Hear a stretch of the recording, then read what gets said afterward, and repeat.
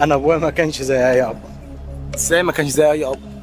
يعني انا من يوم وفاة ابويا وانا تايه ان هو الحكمة ما كانش زي اي اب، ما كانش زي الاباء اللي بنشوفها في الشارع.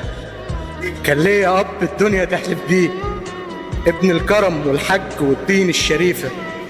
هو الحقيقة في دنيا كلها زيف، والحكمة وقت الهوجة والتوهان.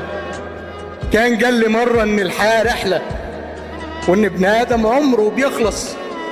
معرفتش انه بقصد مهد لي انه في اخر رحلته هو، معرفتش انه بقصد مهد لي انه في اخر رحلته هو.